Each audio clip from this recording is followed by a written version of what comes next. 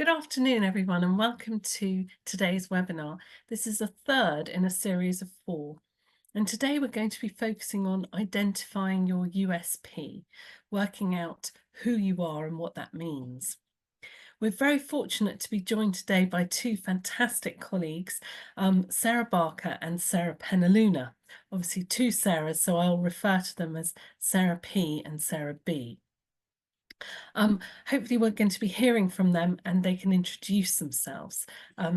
Sarah P and Sarah B. Perhaps starting with Sarah B. Sarah B. Love to see everyone. Well, love to see you, Lisa, not see everybody else, but nice to be here this afternoon. I'm Sarah Barker. I am a career coach on the Executive Services Programme here at the FEC. I'm Sarah Penaluna and I'm a Families Employment Advisor for the Families Programme here at FEC. Fantastic, and both these our speakers today have a fantastic raft of experience which they're going to share with us. I just want to encourage you all to be as interactive as possible. Please do ask questions rather through the Q&A function, which you should see on your screen, and we'll be delighted to try to answer them. We'll allocate a little bit of time for that at the end. Next slide, please. So today we're going to be covering off lots of useful tips on identifying your transferable skills and strengths, understanding your USP and crafting a statement to support that. Perhaps that's tied in, of course, with an elevator pitch, which some of you may have heard referred to. We're going to be demystifying that. We're also going to be talking about LinkedIn and your CV and covering letter and some tips on how to optimize all of those and your message out there when you're job seeking. So without further ado, if we could have the next slide, I'm going to pass you over to our fantastic speakers who are going to start by focusing in on identifying your key strengths and transferable skills. So Sarah B, I think you're going to be kicking us off with this. Yes, thanks, Lisa. So just worth reflecting, I think, a bit on the headline of this webinar, which was "Who am I? Life after the military, and who am I after the military?" I think it's really important to recognise the scale and the change in impact that transition can have. And so really taking time to reflect on who you are and sort of your mindset that's reflected in who you are as you go through this process.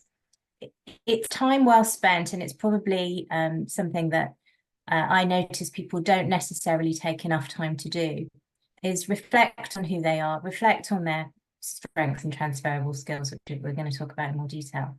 But thinking about who you are, what you have to offer, is quite an important thing to do ahead of reaching out to the marketplace. And I think it's an activity that really does warrant your time. I think that's the first thing I'd want to say. So I'll be going through and describing the definitions of the key strength and what is a transferable skill.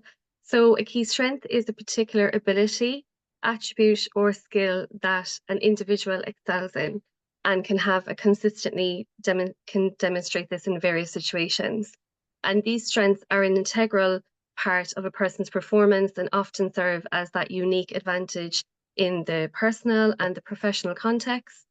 And the key strength then, they're typically achieved through experience, education, practice, and they are significantly a contributor to that achieving success and goals. And the definition then of a transferable skill is that it's an ability, it's your abilities, your knowledge, and your experiences that can be applied across different roles, industries, and environments. And these are not specific to any single job or industry. Instead, they're very versatile and valuable in a variety of settings. So in terms of a transferable skill, they can be both hard, which would be referred to as technical, or soft, which would be referred to as interpersonal. And that is making them essential for any career development and adaptability in the job market. Thanks, Sarah. There's a sort of combination there of thinking about, your hard skills and your soft skills, or soft skills sometimes referred to as your human skills. So sort of thinking about those. In terms of thinking about methods, then, if I can pick up from that definition, thinking about your transferable skills and what your key strengths might be. There's also sort of an exercise that's worth doing in terms of understanding or thinking about, reflecting on which skills do you enjoy as well, in terms of, you know, the competence you have at a skill, but also the amount of enjoyment you get from using that particular skill. In terms of how you might go about doing that then, so there's some tips there in terms of what's on the screen, but looking at past feedback you might have had from reports that you might have been given, appraisals, what have others said to you in terms of what they value you for? Any verbal feedback can be a good objective source of trying to identify your key strengths and what others see in you. Also asking your peers and managers for their objective view of what your strengths and skills are. Reflecting back on what I said before about mindset, if you are feeling a little bit unconfident or unsure about what it is you have to offer, you might not be as objective in your view about, you know, your skills and your strengths and what you have to offer. So asking peers and managers, you know, what do they notice about you? What do they think you do well? What have they particularly admired about what you've done or delivered? The next stage there then is undertaking self-reflection exercises and a career skills audit. What does that mean? A career skills audit. So going back over your past career and looking at the different roles within your career and thinking about the skills that are inherent in each of those aspects of your career, and sort of almost matrixing, you know, what have I got to offer? What do I have in terms of those different skill sets? And that can be really helpful later on when we talk about CVs and adding that to your CVs.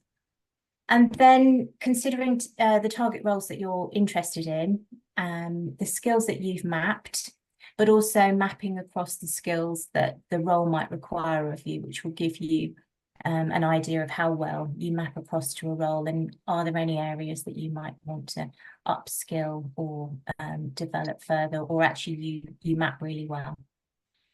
Those are just some sort of starters for 10, if you like, in terms of thinking about your strengths and transferable skills. Sarah, I think you've got some ideas on how you might want to then articulate after you've been through that process. Yeah, so I have an example here about, from the perspective of a military spouse, how to identify transferable skills and key strengths. So in terms of that, we would think about how you would possess the wealth of skills and experiences that are highly valuable in the civilian workforce. So whether you've managed a household move, supported a spouse through deployments, or volunteered in a variety of capacities, you've developed resilience, ability, adaptability, organizational skills, and problem-solving abilities. So I wanted to kind of pose a question in terms of how do I articulate, say, soft skills like adaptability and resilience? And a quick example would be like soft skills can be highlighted through specific examples and achievements. Instead of just listing adaptability, you can write and adapted quickly to the new environment that you've been in. You have done 5 relocations in 7 years. So that's your adaptability. And you can showcase then that you've continuous family stability and smooth transitions, and that you similarly have that for resilience as well. You've demonstrated that resilience by maintaining the household operations and supported that family well-being during the spouse multiple overseas deployments. And some very, very quick examples would be project management. So that would transfer into managing household moves. That can be translated into experience with project management and logistical planning. You have leadership. So you have leading a family through challenging environments of being in that military life, and that can be part of a leadership or a team coordination. You have then resilience, so handling those deployments and maintaining that household stability that reflects your resilience and stress management. And then you have adaptability. So that would be regularly adjusting to new environments and cultures, and showcasing that adaptability and flexibility that you would have. So that would be my tips there on everything in terms of techniques and how to articulate them. I think really fantastic tips. And I think what's really important to remember is, regardless of your background, it's bringing it to life, as Sarah says there, with examples, really showing, not just telling and listing a load of skills, but actually then bringing them to life. So that's great. Thank you both. If we could have the next slide, please. So there's a quote there that we've included from Margaret Mead, anthropologist Margaret Mead. Always remember that you're absolutely unique, just like everyone else, which sounds like a paradoxical statement to make. But I think there's a really important point in there about uniqueness, which is that just by dint of who you are therefore unique. I think it's easy when you are in the space of trying to work out, what is different about me, that you think, well, perhaps I'm just the same as everybody else, particularly if you've had a similar career trajectory as to people, sort of that peer group. You might think, well, this person looks very similar to me, has had the same experiences, and therefore there isn't a point of difference. The fact that you are you, that you might have approached things differently, is the unique aspect in itself. So I think it's important to hold on to that idea of you are unique simply by being who you are, but also that you can then start to respond to that in more depth. And perhaps Sarah, you might want to sort of talk there about defining that more clearly in terms of what is a USP. Yeah, so I just want to take you through the definition of a USP. So that unique selling point is what really sets you apart from other candidates. It's a concise statement that highlights your unique strengths, your experiences, and that value that you bring to the organization. So it's really important that you know that about yourself. From the perspective of a military spouse, it highlights the distinct qualities and skills and experiences gained from their unique lifestyle. So that's what sets them apart from other candidates in the job market.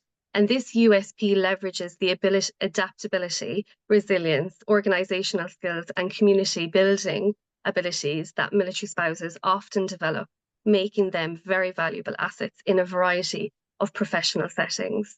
So just to give you some ideas about what that looks like in terms of a definition. That's great. Thanks, Sarah. So what differentiates you or makes you exceptional from other candidates? That really is where you're going to do the deep diving in terms of your experience. Look at it from the employer's perspective. What might be something in your experience that you have to offer that might be unique, that might be different?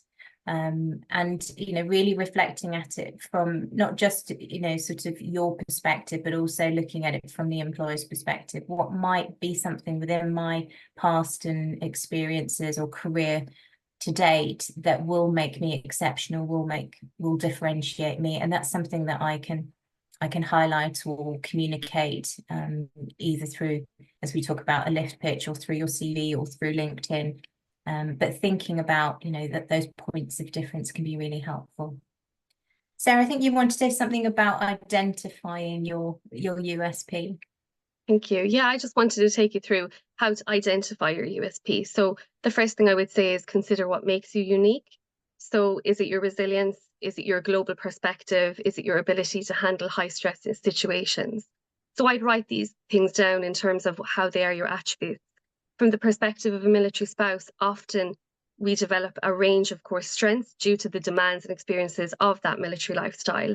And some examples here of key strengths would be adaptability. So that frequent relocation, that change in environment, that cultivates a high degree of flexibility and that adaptability to be quickly adjusting to those new situations.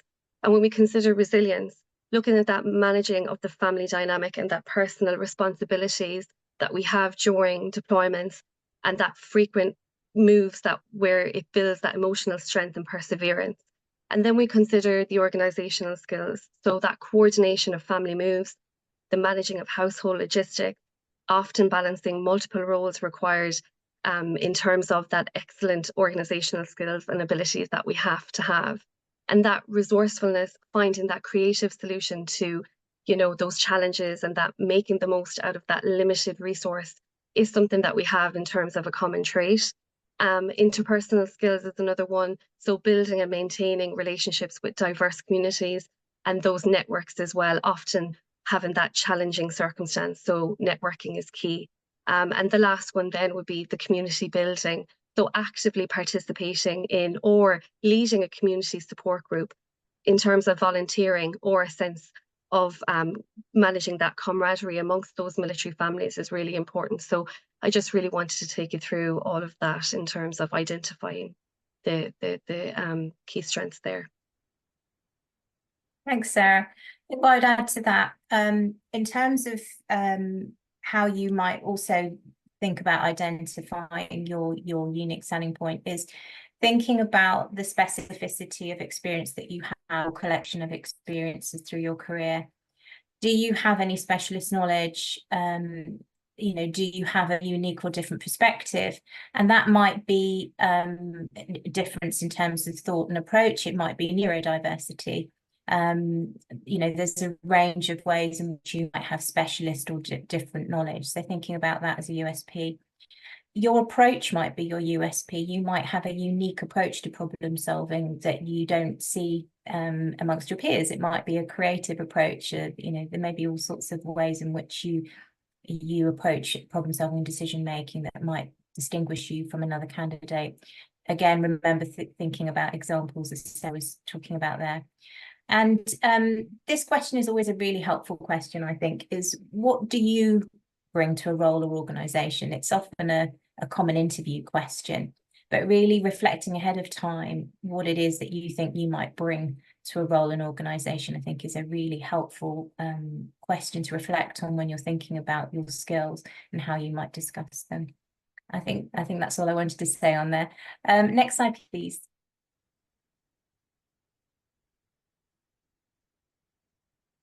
Okay. So lift pitch, or an elevator pitch to be American.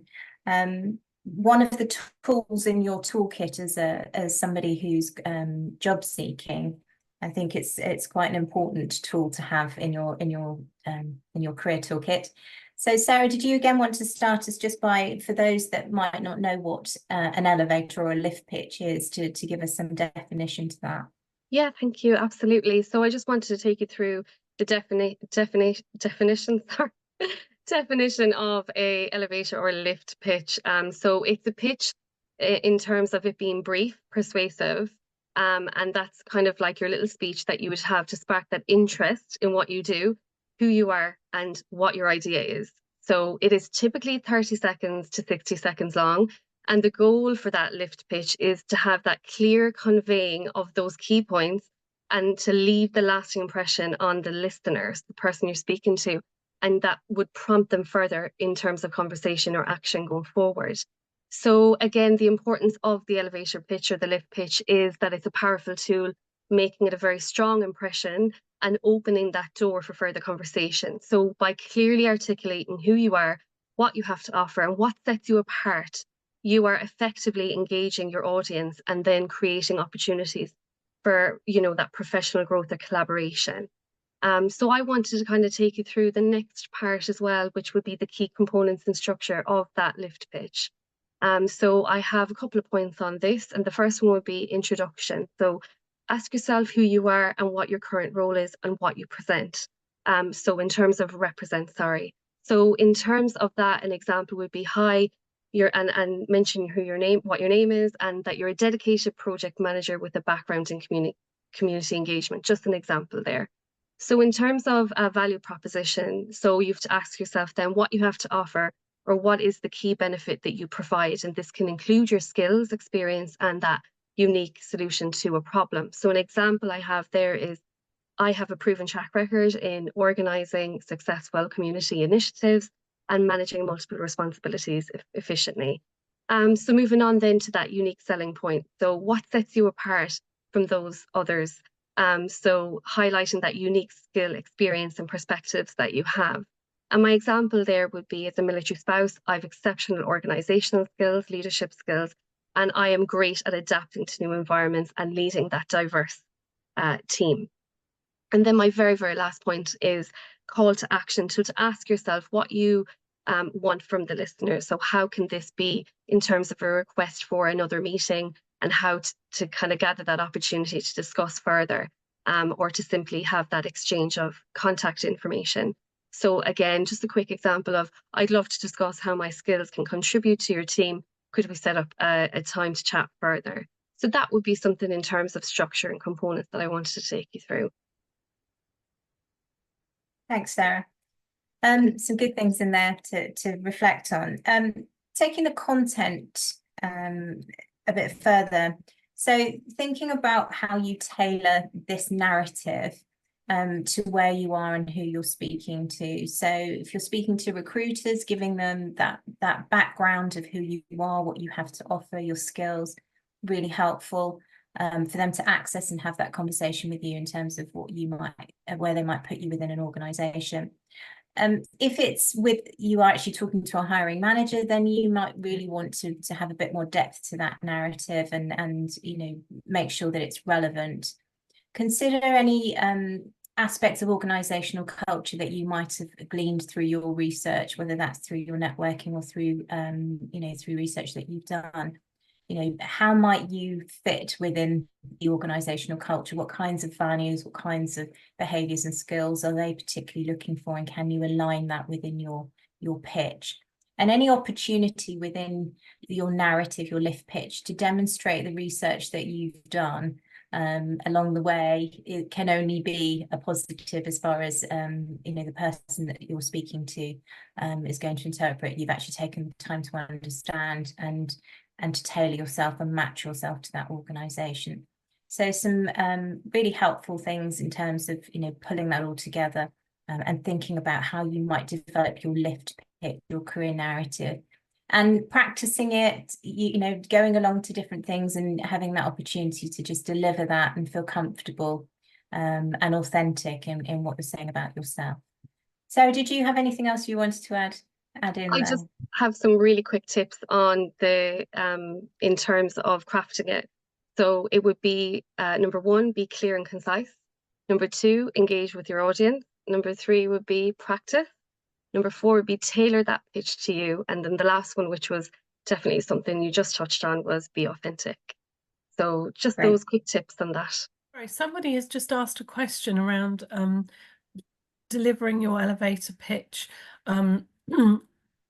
to somebody who is also a veteran, a military person, and how they can perhaps avoid that feeling corny. Whereas obviously if you're talking to someone who's no knowledge of military life, you can kind of perhaps bring it to life and explain it, but they're concerned about how would you avoid that being corny. Now obviously I'll allow you to answer it, but I think there when you're talking about organizational culture, tailoring and relevance, it's about speaking to the needs of the organization that you're targeting. Would you agree?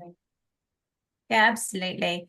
If in terms of the concern of being corny, I think obviously avoid cliches. And if you think there's something that you're delivering that doesn't feel right, I would suggest that means that you're not maybe being as authentic as you could be. So if it feels corny, then maybe think about what about what you're saying doesn't feel authentic.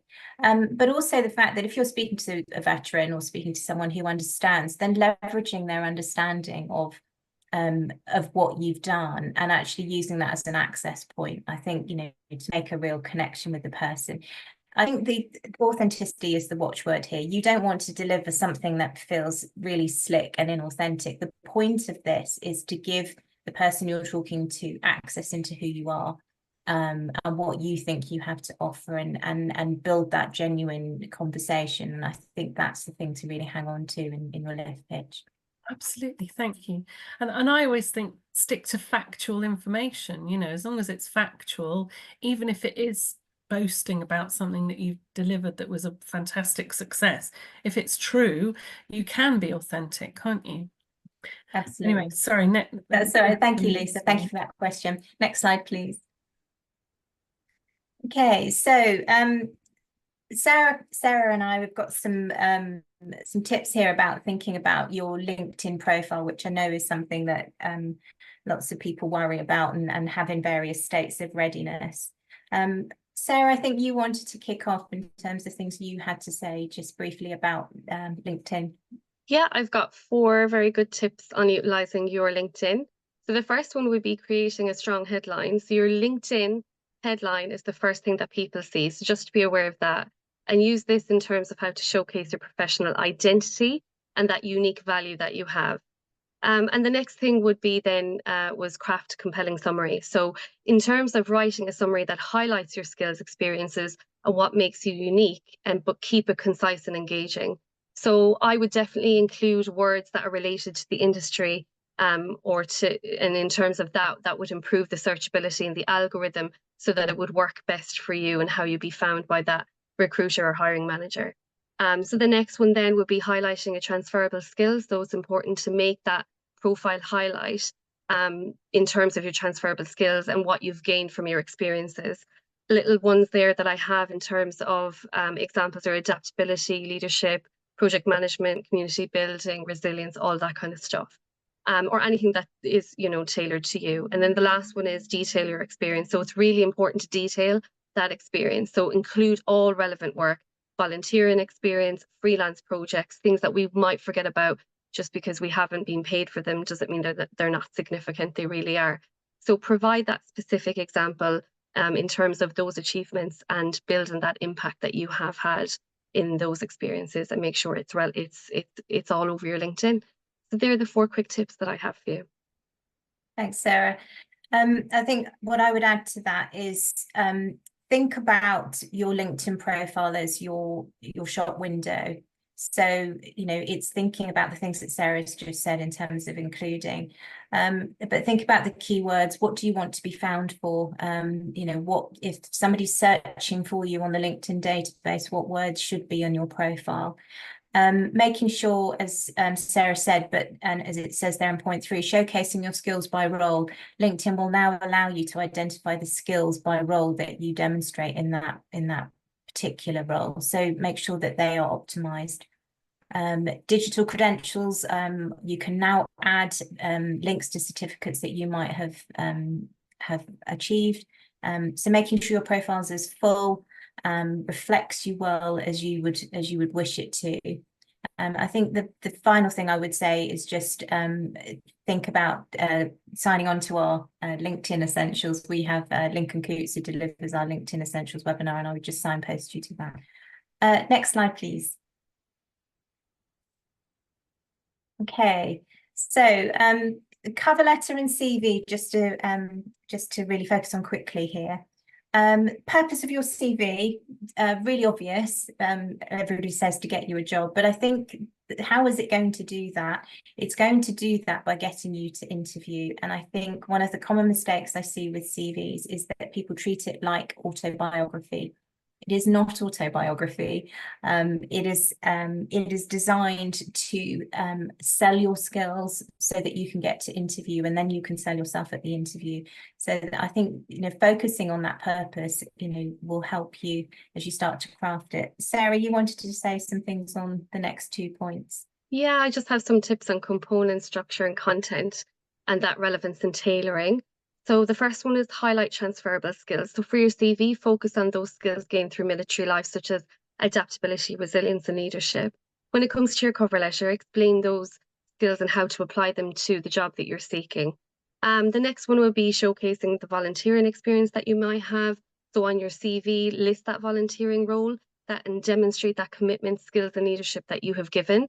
In terms of the cover letter, discuss that most impactful volunteering experience that you have, and that prepares you for the position. In terms of emphasizing flexibility and adaptability would be a next tip that I have for the CV. Include those experiences that are required. The quick adaptation into new environments, something like that would be really, really good to have.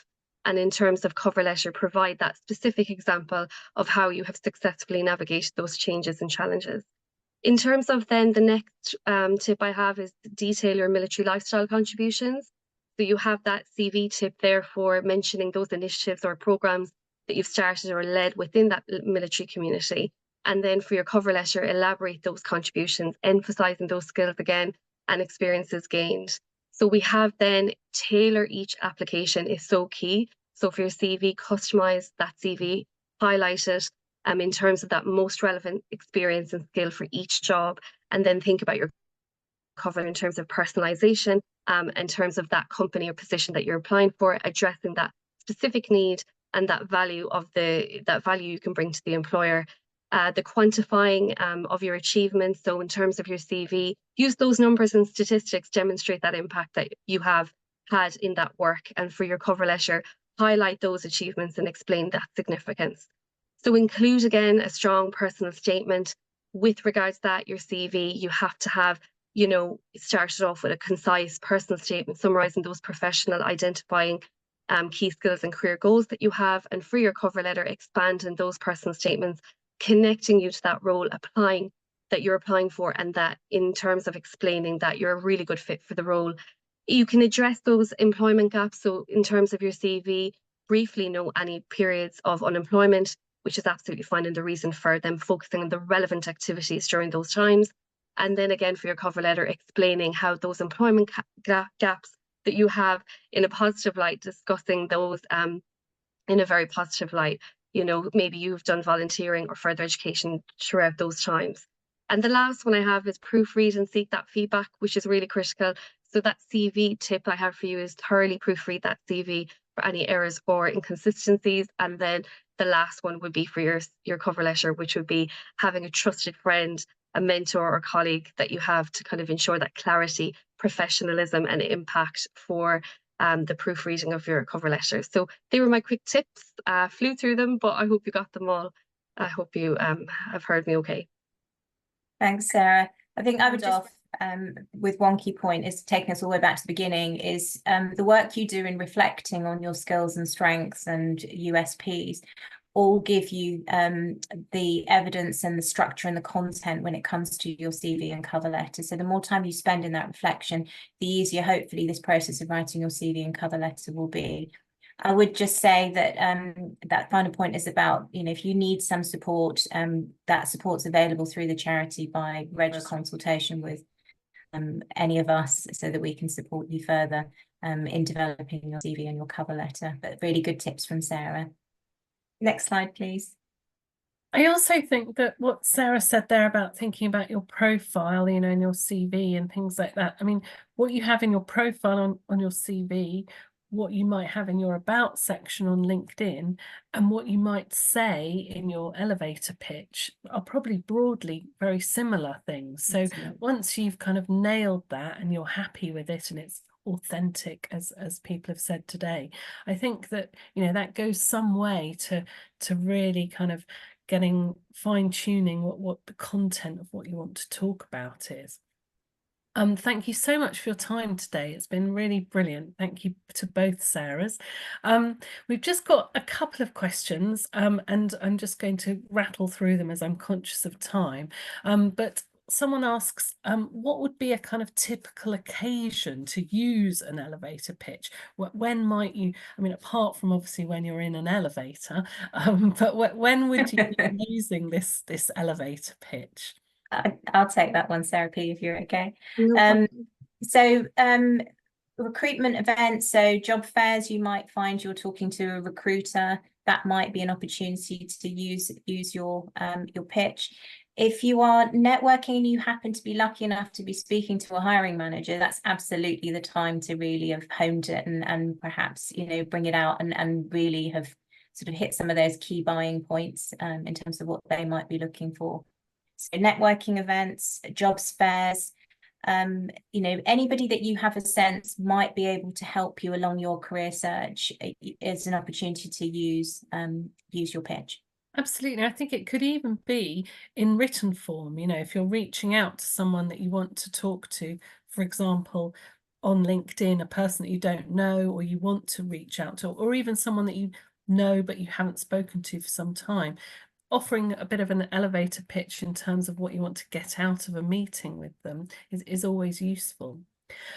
One final question is, and I don't know if we are equipped to answer this, but is around any of the online tools to identify strengths. And I don't know if either of you are familiar with tools such as High Five or Clifton Strengths. Clifton Strengths. So we're talking psychometrics here. If you have had access to any psychometric tools in the past, and particularly if they're talking to your human skills, then that can be a good source of looking at that psychometric feedback and using that to feed into the content that we've discussed. Clifton Strengths is a particular one, but there may be other psychometric tools. There's a range of others. MBTI, Myers-Briggs is sort of the foundational one, but there are many psychometric tools out there that can help you do 16PF, 16 personality factors is one that you can find for free on online, and people sometimes use things like that I think has a Myers-Briggs underpinning. Fantastic. Thank you, Sarah. So that's all we have time for today. Thank you so much for joining us. As you can see, or as you did see on the screen there, I think it was up for quite some time, but the next webinar will be this time next week. And it's the final one in the series, The Importance of Personal Development. So do join us for that one. But also we've got plenty of fantastic events showcased on our website, so do go to the events tab and sign up for anything that you think would be useful. As Sarah Barker said, you're very welcome to engage with us and book consultations, so do go through. If you're not already registered, please do so, but if you are, feel free to reach out to your employment consultant or book a consultation, and we'd be delighted to help you. But good luck in your job search, and thank you very much for joining us, and hopefully see you this time next week. Thank you. Bye-bye.